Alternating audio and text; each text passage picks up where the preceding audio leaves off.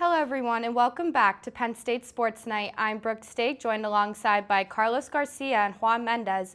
And tonight we're taking you across the globe for some professional soccer talk. For Lionel Messi, this was supposed to be his last dance.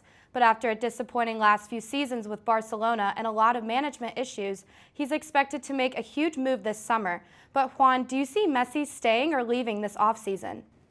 Messi is a player that you could talk about every single time you want and always have news about him, either appreciating his goals or just watching the man play. He's the greatest of all time in the sport, at least most people think that. Now, Messi, I really believe he is the greatest of all time, but if you really want to compare him to others historically, like Pelé and Maradona, you have to notice the international success that he needs to confirm for his name. He has been in the World Cup final once and the Copa America final 3 times, and he has never won either one of those.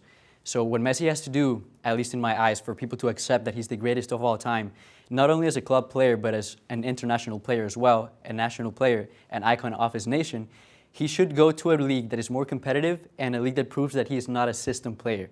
And that would be, the exact landing spot would be the Premier League, the most competitive league in the world, and where that Messi could really prove himself with and take advantage of that situation and the position that he's in with his age.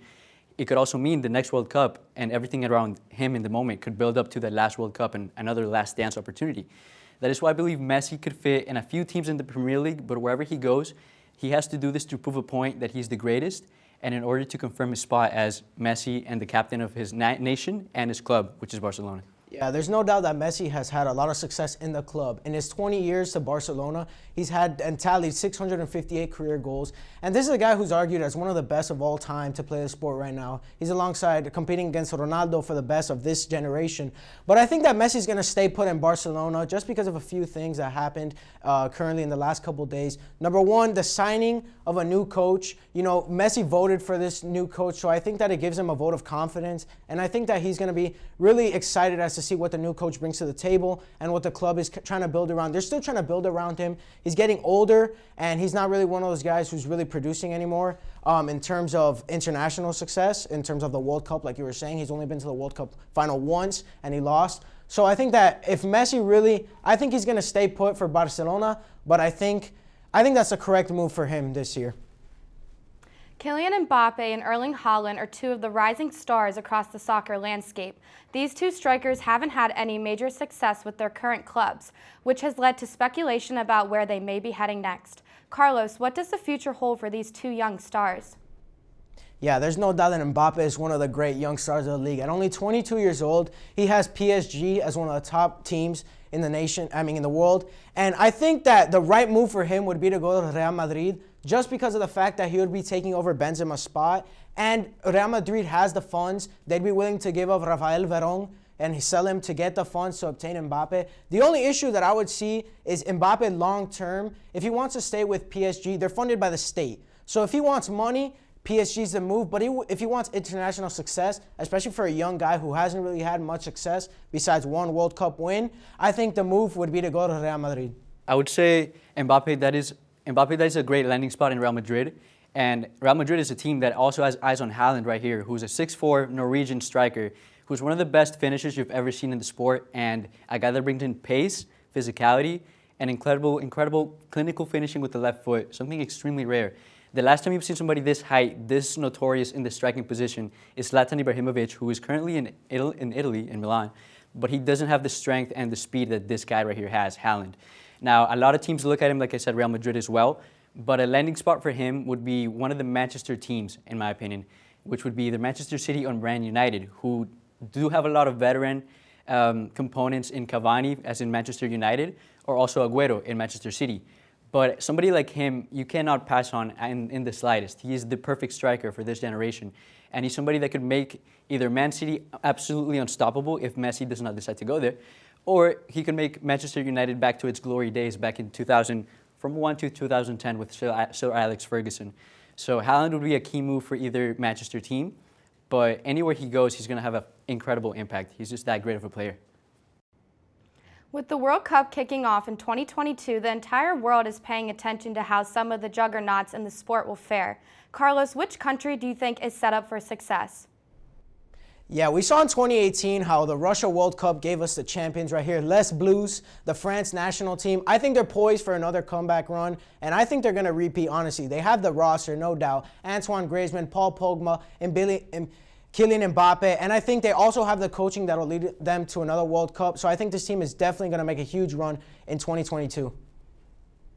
I would absolutely agree on that, but the one thing that has happened really frequently is that every World Cup winner since 2006 has been eliminated in the first round of the World Cup since Italy, and that is why I believe the champions curse is still a thing. I don't know if it will happen because, like you said, this France squad is too deep, too incredible, too talented. But that is why I would mention mine, which would be Portugal. Portugal here, as we see, captained by, of course, Cristiano Ronaldo, who is also one of the greatest players along with Messi. But what this team has, a lot of veteran components from the back, as in Rui Patricio. They also have Ruben Diaz, who's one of probably the best center back in the Premier League right now. And they also have people surrounding Cristiano, like Diogo Jota from Liverpool, and they also have Joao Felix from Atletico Madrid. So this team has components everywhere you look at it, either young or veteran.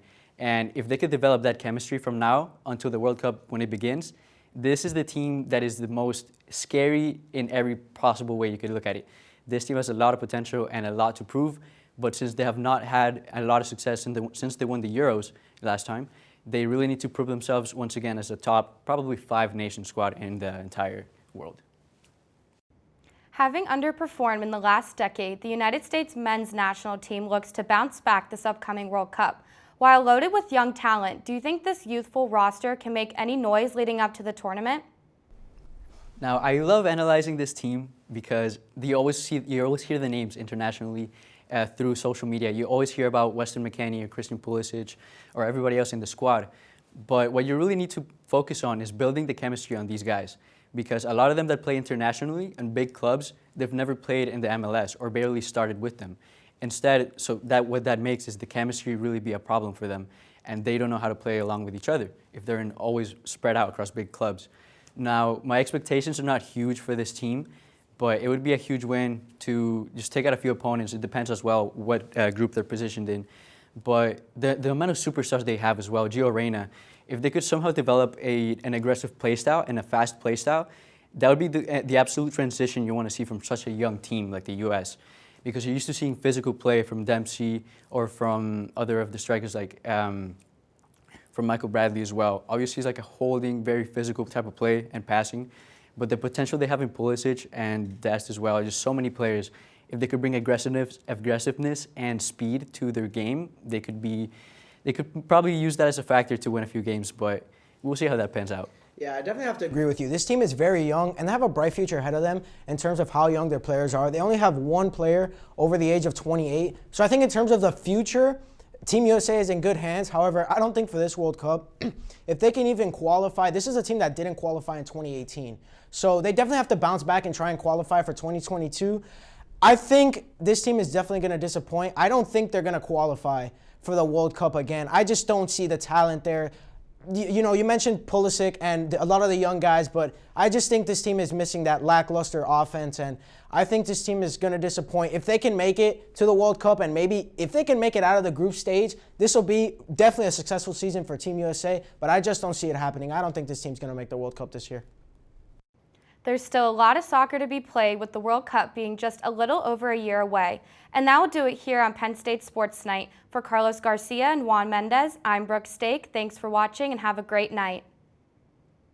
Thank you for watching this edition of Penn State Sports Night. If you're a fan of our content, please be sure to subscribe to our YouTube channel for more clips. Also, follow us on Twitter at PSSN TV and on Instagram at PSU Sports Night to keep up with all the action. For all my colleagues, we are Penn State Sports Night.